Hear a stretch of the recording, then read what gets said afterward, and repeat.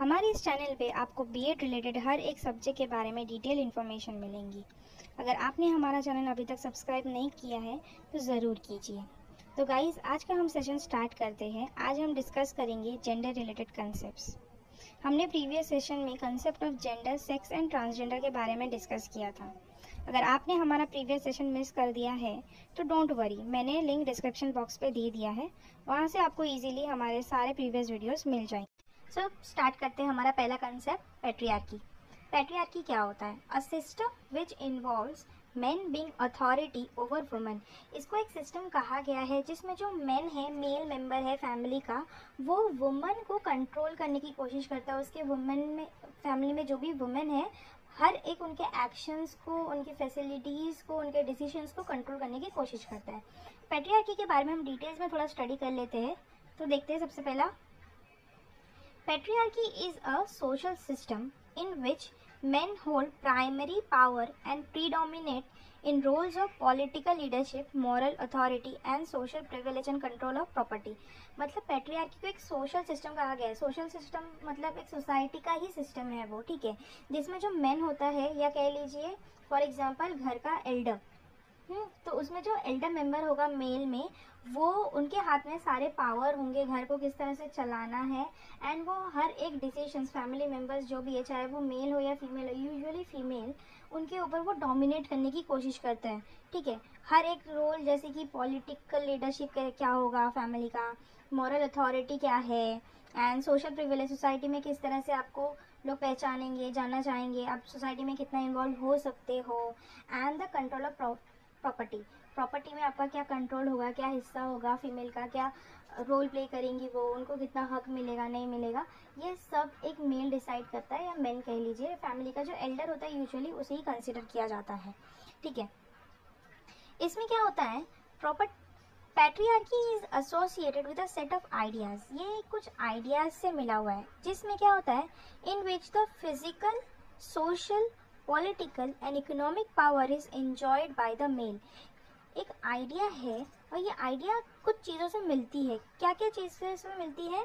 सबसे पहले तो फिजिकल, सोशल, पॉलिटिकल और इकोनॉमिक, ये चारों जो एस्पेक्ट है, ये चारों एस्पेक्ट से क्या करता है, ये चारों जो पावर है, ये एक मेल जो है फैमिली का, वो एंजॉय करता है पैट्रियार्की में, ठीक है। In a patriarchy society women have little और नो राइट्स टू रिसोर्सेज। मतलब कह रहे हैं कि पैट्रियार्किकल सोसाइटी में जो वुमेन है, उनको बिल्कुल ही कोई भी हक या कोई हक नहीं है, मतलब बोलने का, ना ही कोई रिसोर्सेज में, ठीक है। जितना उनको मेन अलाउ करेंगे, जो मेन है फैमिली का, उतना ही उनको मिलेगा। उनका जो चॉइस है, उनका डिसीजन है, ये हर एक चीज़ एक मेल के अप्रूवल के लिए डिपेंडेबल है, ठीक है। ऐसा ज़रूरी नहीं है कि सिर्फ फीमेल के साथ ही ऐसा होता है, बट कुछ कुछ मेल्स भी हैं, जैसे कि जो छोटे हैं मेल मेंबर्स फैमिली के, उनकी भी इकोनॉमिक फ्रीडम हो या कोई भी डिसीजंस हो, चॉइसेस हो, वो एल्डेस्ट मेल जो रहता है ना फैमिली का, वो ही डिसाइड करते हैं। आगे देखते हैं पैट्रियार्की के कुछ डिसएडवांटेजेस, जैसे कि अनइक्वल पे।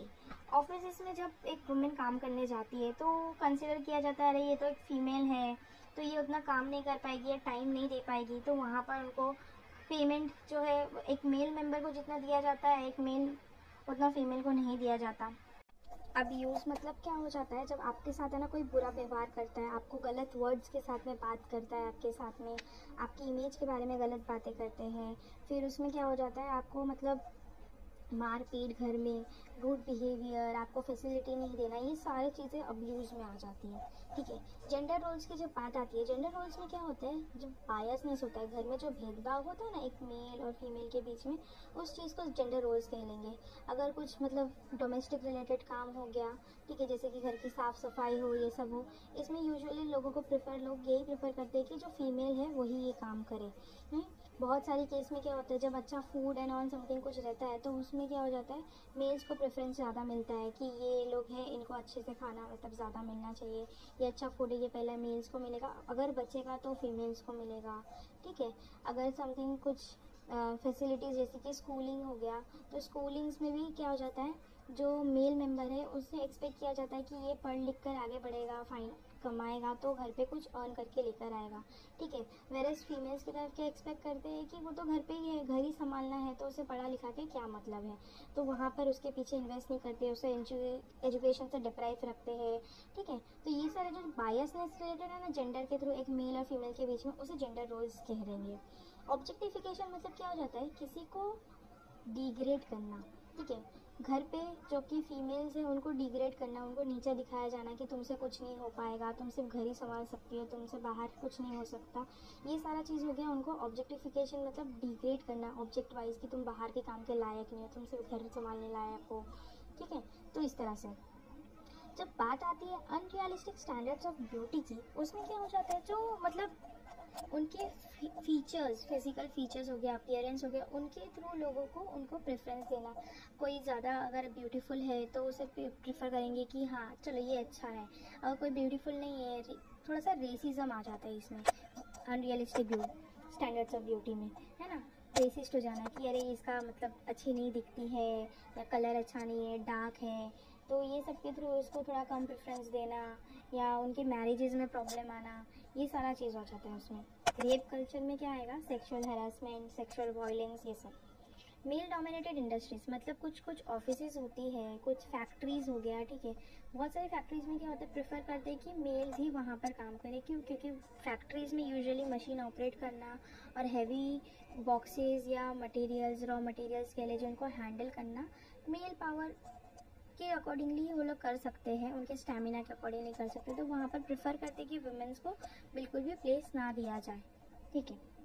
जेंडर स्टीरियोटाइप्स मतलब घिसी पिटी सोच रखने वाला, जो पुरानी रूढ़िवादी सोच होती है ना हमारी, कि ये लड़की है तो ये सिर्फ घर ही संभाल सकती है, ये काम पे नहीं जा सकती है, कुछ काम नहीं कर सकती, लड़की है तो इसका मैथ्स अच्छा नहीं होगा, ये आर्ट्स या हिस्ट्री में अच्छे से पढ़ सकती है, लड़की है तो इसको पिंक कलर ही पसंद होगा, ब्लू पसंद नहीं आ सकता है। ये सारी जो छोटी मोटी चीज़ें, ये सारी चीज़ें ना जेंडर स्टीरियोटाइप्स में आ जाएंगी। शेमिंग लैंग्वेज मतलब इनडिसेंट वर्ड्स यूज़ करना, बुरे बुरे शब्द यूज़ करना, एक लड़की को कहना, अगर कभी कहीं पर कुछ प्रॉब्लम हो गया या गुस्सा हो गया या कुछ हो गया, वहाँ पर उसको मतलब पूरा एकदम इनडिसेंट वर्ड्स यूज़ करके उसको अब्यूज़ करनी, ये सारा आ गया शेमिंग लैंग्वेज। फाइनली आता है नेगेटिव फीमेल पोर्ट्रेयल्स। इसमें क्या हो जाता है, फीमेल्स को बहुत नेगेटिव दिखाया जाता है, ठीक है। जैसे कि फीमेल्स मतलब लोग एक्सपेक्ट करते हैं bitching, gossiping and all this things, back biting, तो ये सारे चीज़ों की वजह से ना लोग और ही फीमेल्स को वर्किंग एनवायरनमेंट में कह लीजिए या फिर बाहर की जो सोसाइटी है उसमें ना अच्छे से नहीं देखा जाता। अब देख लेते हैं कुछ impact of patriarchy on the lives of women, ठीक है। इसमें हम सबसे पहला पॉइंट कवर करेंगे, कंट्रोल ओवर वुमेन्स प्रोडक्टिविटी। इसका मतलब कह रहे हैं कि वुमेन की जो प्रोडक्टिविटी है उसके ऊपर किस तरह से मेल डोमिनेट करता है, उस चीज़ को देखना है हमें, ठीक है। क्या होता है, कुछ पैट्रियार्कल जो सेटअप होता है, चाहे घर कह लीजिए, उसमें वुमेन को एक्सपेक्ट किया जाता है कि उनको घर पे रह के जो भी डोमेस्टिक ड्यूटीज़ है, जैसे कि कुकिंग हो गया, क्लीनिंग, या फिर केयरिंग कह लीजिए, caring in the sense of older members of the family, बड़े बूढ़े जो है फैमिली को, उनका देखभाल करना, बच्चों का देखभाल करना, ये वुमेन की ड्यूटी या फिर रिस्पॉन्सिबिलिटी समझ लेते हैं, जिनके लिए उनको ग्रांटेड समझते हैं, जिसके लिए उनको बदले में कोई मॉनेटरी बेनिफिट ऐसा कुछ मिलता नहीं है, ठीक है। कुछ केसेस में क्या होता है, कभी कभी जो वुमेन्स होती है वो घर से बाहर जाके काम करने के बारे में सोचती भी है, पर जो टाइप का वो काम करेगी ना, उसे भी ऑफन क्या होता है, जो घर के जो मेल मेंबर्स हो गए, फॉर एग्जांपल मैरिड के केस में हो गया हस्बैंड या फिर फादर इन लॉ, या फिर अनमैरिड के केस में समझ लीजिए उस लड़की का खुद का फादर, ये लोग क्या करते हैं, उस चीज़ को डिक्टेट करने की कोशिश करते, अपना डिसीजन देते कि तुम एक ही शर्त पे काम करने जा सकती हो, अगर तुम्हारा जो घर की ड्यूटीज है, जिम्मेदारियां हैं, वो इफेक्ट नहीं हो, या फिर तुम काम पे जा सकती हो पर शाम तक घर वापस आ जाना, लेट नाइट जॉब्स या फिर शिफ्ट वाले जो जॉब्स होते हैं उनको नहीं करना है। और कुछ जॉब्स जैसे कि मतलब यूजुअली प्रिफर करते हैं लोग कि वुमेन को टीचिंग या फिर बैंक जॉब या फिर नर्सिंग वाले जॉब ही कराए जाए, सो दैट क्या टाइम, घर का टाइम और ऑफिस का टाइम, जो उनका वर्क रहेगा, जॉब का टाइम, वो क्लैश नहीं हो और घर की रिस्पॉन्सिबिलिटीज़ के साथ साथ वो अपना बाहर भी काम कर सकते हैं। कुछ जॉब्स होती है जो ट्रैवलिंग, ज़्यादा दूर जाना होता है या फिर टाउन के बाहर जाना होता है, ये सारे टाइप के जॉब्स तो बिल्कुल ही डिस्करेज किया जाता है, ठीक है। कुछ फैमिलीज इवन ऐसा भी करती है, वुमेन से एक्सपेक्ट करती है कि जो भी वो अर्न कर रही है वो सैलरी अपना जो है वो अपने जो मेल है फैमिली का, मेल हेड है फैमिली का, उसको हैंड ओवर करे। फिर वो मेल हेड क्या करेगा, उसमें से जो भी उसका मंथली रिक्वायरमेंट है निकाल के उसको पॉकेट मनी देगा। तो इस तरह से वुमेन की जो प्रोडक्टिविटी है ना, उसको पैट्रियार्की सोसाइटी में कंट्रोल किया जाता है। Next point, control over reproduction. मतलब जो वुमेन का रिप्रोडक्शन फंक्शन भी है, उस चीज़ के ऊपर भी मैन किस तरह से कंट्रोल करते हैं। वुमेन को इस तरह से कंट्रोल करते हैं कि मतलब जितने कितने बच्चे होने चाहिए वो वुमेन के ऊपर चॉइस नहीं होती है। ठीक है, मल्टीपल प्रेगनेंसीज का सामना करना पड़ जाता है वुमेन्स को एक मेल चाइल्ड के आस में। ठीक है, तो ये सारी जो चीज़ें हैं ना, तो वो मेन ही यूजुअली डिसाइड करते हैं कि कितने बच्चे होने चाहिए एंड ओवर द टाइम कितने ईयर के बीच में होना चाहिए, गैप्स एंड ऑल दिस, ये सब जो है ना एक मैन ही डिसाइड करता है। तो वुमेन के पास में कोई चॉइस नहीं होती है एक्सेप्ट कॉन्ट्रासेप्टिव पिल्स या फिर termination of pregnancy like abortion and all, ये सब फेस करने के लिए। कि इसमें क्या होता है, अगर गर्ल चाइल्ड होने वाली है, पहले डिटरमाइन किया जाता है उसका सेक्स, तो क्या हो जाता है, उसको फोर्स किया जाता है कि उसका अबॉर्शन कर दे, सो दैट क्या होता है कि वो गर्ल चाइल्ड पैदा ही ना हो। तो इस तरह से जो वुमेन का रिप्रोडक्शन पार्ट है उसे भी कंट्रोल करते हैं। Next point, control over sexuality. मतलब पैट्रियार्की सोसाइटी जो है ना, वो एक्सपेक्ट करती है कि वो जो मैन के सेक्सुअल नीड्स है उसे सपोर्ट या सेटिस्फाई करना चाहिए, उसके जो डिज़ायर्स है उसे सेटिस्फाई करना चाहिए।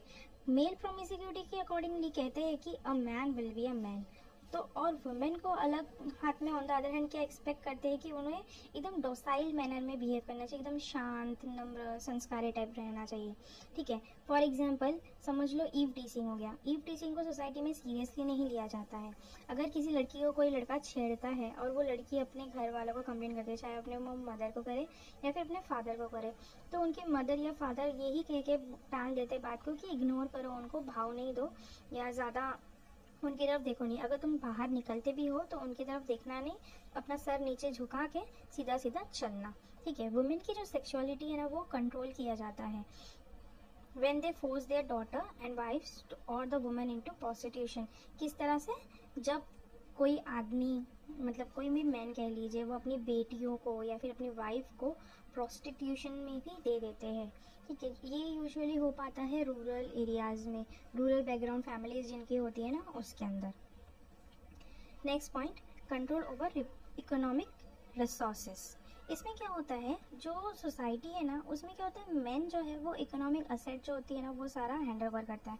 फॉर एग्जांपल, इफ़ एक फैमिली है जो मेल हेड है, लाइक फादर हो गया, वो एक्सपायर हो जाते हैं, तो उनकी जो प्रॉपर्टी है ना, वो एंटाइटल होती है अपने बच्चों पे, जो उनके मेल में सन है जो है उनको ही मिलती है, डॉटर्स को कुछ नहीं मिलता है। इवन इफ अगर कुछ डॉटर को मिलता भी है ना, तो कुछ केसेस में क्या हो जाता है, वो जो डॉटर है उसका हस्बैंड वो सारी चीज़ों को देख रेख करता है या उस चीज़ों के ऊपर अपना ध्यान रखता है, कंट्रोल करने की कोशिश करता है। ठीक है, तो इस तरह से जो इकोनॉमिक रिसोर्सेज हो गए, जैसे फादर की प्रॉपर्टी हो गई या फिर जो भी राइटफुली हायर हो गया, मतलब अगर लड़का नहीं है तो सिर्फ बेटियां ही हैं, तो वो सारी चीज़ों के ऊपर वो वुमेन का हक रहता है, पर उसे यूज़ या उसको किस तरह से यूज़ करना है ना, ये सब एक लड़का ही डोमिनेट करता है। Our last point, control over freedom. आज़ादी के ऊपर किस तरह से कंट्रोल है। मतलब वुमेन को कुछ भी करने के लिए मेन की या मेल की परमिशन या अप्रूवल की ज़रूरत पड़ती है। जैसे कि एजुकेशन के मामले में, कुछ भी आपको एजुकेशन लेना है, किसी कॉलेज में लेना है, स्कूल में लेना है, इसके लिए भी मेन की आपको परमिशन लेने की ज़रूरत है, अप्रूवल की ज़रूरत है। एम्प्लॉयमेंट के लिए, फाइनेंसिस के लिए, प्रॉपर्टी के लिए, मैरिज के लिए, फ्रेंडशिप, और आपकी जो अटायर है, आप जो कपड़े भी खुद पहनोगे ना, वो सब के लिए भी मेन की परमिशन या अप्रूवल की ज़रूरत पड़ जाती है। बहुत सारी इंडियन फैमिलीज़ में क्या हो जाती है, बॉयज़ के लिए रूल्स अलग होती है और गर्ल्स के लिए रूल्स अलग होती है। ठीक है, बॉयज़ को प्रेफर करते हैं कि वो रात को लेट नाइट तक बाहर रह सकते हैं, ओवरनाइट पिकनिक के लिए जा सकते हैं, या मोटरसाइकिल राइड पे चले जाए, या फिर मूवी देखने चले जाए, या फिर किसी ऑपोजिट सेक्स के साथ दोस्ती भी कर ले, पर ये फीमेल चाइल्ड को ग्रांटेड नहीं दिया जाता। फीमेल चाइल्ड को ये सारी फैसिलिटीज़ बिल्कुल भी नहीं दी जाती है। ठीक है, एक वुमन की जो मोबिलिटी है, मतलब एक जगह से दूसरी जगह जाना भी वो भी एक पैट्रियार्कल सोसाइटी में रेस्ट्रिक्टेड है। कहीं आने जाने के लिए भी उनको अपने फादर या हस्बैंड्स की परमिशन लेनी पड़ती है। इतना ही ये बच्चियों के माइंड में इनग्रेन कर दिया गया है, ये बचपन से उनको इस तरह से सिखाया गया है, ये अपब्रिंग किया गया है, मतलब बड़ा किया गया है बोल बोल के कि तुमको जो भी अपनी लाइफ के डिसीजंस लेना है वो अपने फादर या हस्बैंड को ही पूछ के लेना है।